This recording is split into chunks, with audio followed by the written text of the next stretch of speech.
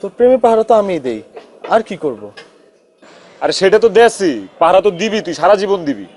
তো আমি তোর কাছে আরেকটা জিনিস চাই। আচ্ছা বল। 6টা মাসের জন্য তোমার কাছে একটু হেল্প চাইতেছি প্লিজ, কারণ মানে একটাবার যদি ও প্রেমে পড়ে না, তাহলে ওর ওর রেজাল্ট কনফার্ম খারাপ হবে। আর তুমি তো জানো, তুমি ছাড়া আমার এত কাছের কোনো মেয়ে মানুষ নাই যারা আমি এই জিনিসটা। এটা একটা কিছু হইলো?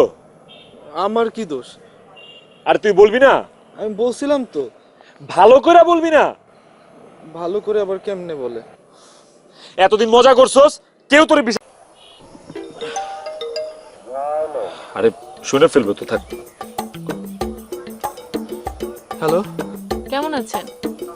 এই তো ভালো, আপনি? এই তো ভালো। আপনি যদি একটা অক্সিজেন যোগ দেন তাহলে হয় পানি। তাই নাকি? আর যদি আপনার বন্ধুর সাথে মিলিত না হয়ে আমি আপনার সাথে মিলিত হই তাহলে? আই মিন একটা হাইড্রোজেনের সাথে একটা অক্সিজেন মিলিত। পারবি না? ফার্স্ট না হলে কি জীবনে এখানে থেমে থাকবো? ব্যাপার না, চল রেজাল্ট নিতে যাই, চল। তুই যা। আরে চল না। না আমি যাব না।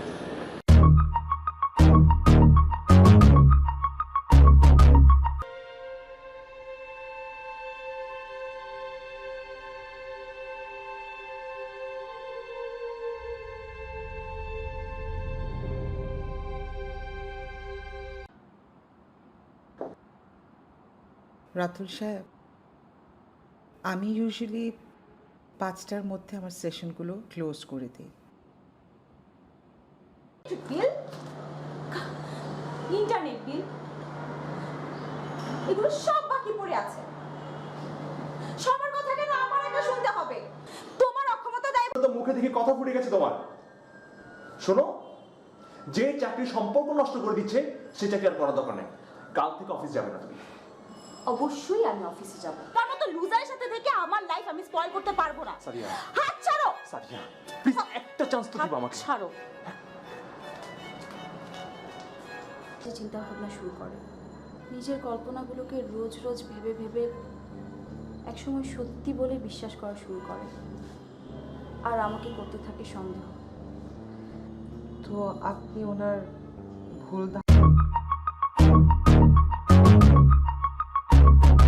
ব্যাটার খুঁজতে থাকবে। ওকে চল।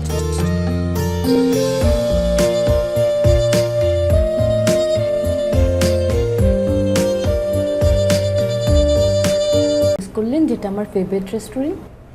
Really really? ইন্টুইশন দেখছো, তোমার ফার্স্ট ভিজিটেই তোমার ফেভারিট রেস্টুরেন্টে চলে আসলাম।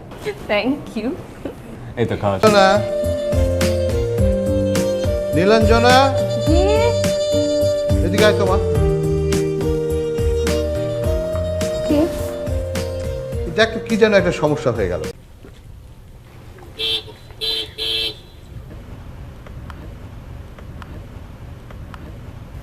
কি যেন আমি তো বুঝতে পারতেছি না। শ্রীরাম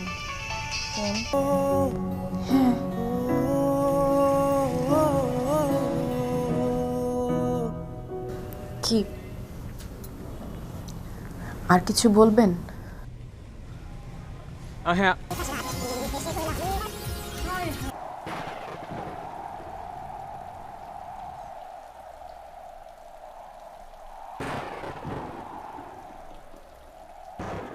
তাহলে এখন আমি কি করব বলতো? আমার তো কিছু সহ্য হচ্ছে না রবিন, আমি কি করব বলতো? মাগার কান দিস না, মামু জিতু কেসটা হাতে নিছে, সব ঠিক করে ফেলাইব। আমি জানি না কি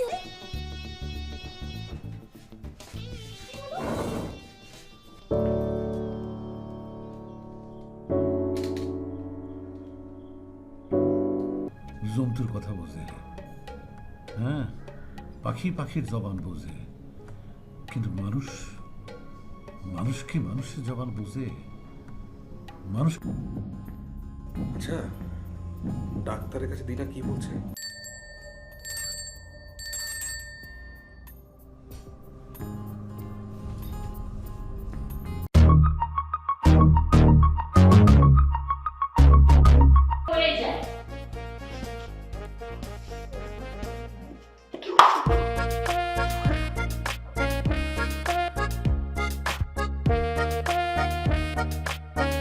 তারপরে যাবা, চলো আমার সাথে। আম্মা, চলো। কি? উনি অফিসে গিয়েই নাস্তা করুক। অফিস ওনার জন্য দেশি বিদেশি অনেক রকমের নাস্তা রেডি করে রাখছে না, উনি ওগুলাই খাইতে হবে না তোমার নাস্তা, ওগুলো আমি খাবো। জি মা, আপনি নাস্তা করেন। তুমি না পাগল হয়ে গেছো, পুরাপুরি পাগল হয়ে গেছো, ইনসেন্ট টাইপের কথাবার্তা বলতেছো। শুধুমাত্র আড্ডাবাজি করতে পারতেছো না দেখে এরকম পাগলামি শুরু করবে তুমি? আমার মা এর জন্য আমাকে সবাই বাসার নিচে আসতো, বাসার থেকে নিচে নামলেই আড্ডাটা হয়ে যেত। এখন যেহেতু এলাকা থেকে দূরে আসছি, আমাকে এলাকায় গিয়ে আড্ডা মারতে হবে, এটা স্বাভাবিক না? স্বাভাবিক না, এটা একটা অস্বাভাবিক ঘটনা। তোমার এই বন্ধু জামাই বাবাজি কেমন আছো? ভালো। জামাই বাবাজি কেমন আছেন? টাকা পয়সার কোনো কিছুর অভাব নাই, তোর তো আজীবন কিচ্ছু করে খাওয়ার লাগবে না। তুই খালি ঘরের ভাড়া উড়াবি, কয়টা ফ্ল্যাট আছে খালি ভাড়া উড়াই আজীবন চালাই যাবি, কোনো প্যারাই নাই। শোন, আমি ঘর জামাই না, আত্মসম্মান নিয়ে বোর জামাই হবে। শুরু করেছো আর কি, লাফালাফি করতে করতে হামো করে কাঁদতে কাঁদতে আমাকে তো বাপ ডেকে ফেলেছে আর কি, তাই না স্যার? আসলে ওকে ফাদার বলে, বাবা বলে ডেকেছি, তারপরে অনেক সময় খাওয়ার জন্য চুরি করতেছি এখানে। হ্যাঁ, আমি ছাড়ের অ্যাসিস্ট্যান্ট হচ্ছি, সেজন্য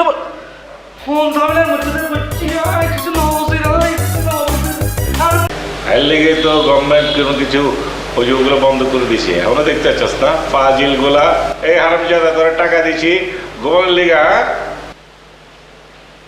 চার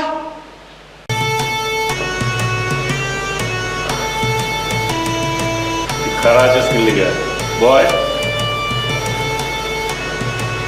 তোরে কোথাছি। তুই আজকে থাক না, না রে শোন না। চার এটা পানি, আমার তো একটু চাষ লাগবে, পানি লাগবে না, সারা খাওয়া যাবে। অসুস্থ মানে তুই আবার আইছস এই নাটকির বউ, তোর ঠিক হবো না, কাম কাজ নাই তোর, যে ক্যাব ম্যাপ করে চলে আসস, কোনো কাম নাই তোর। হ্যাঁ আচ্ছা যাই হোক, বেডরুম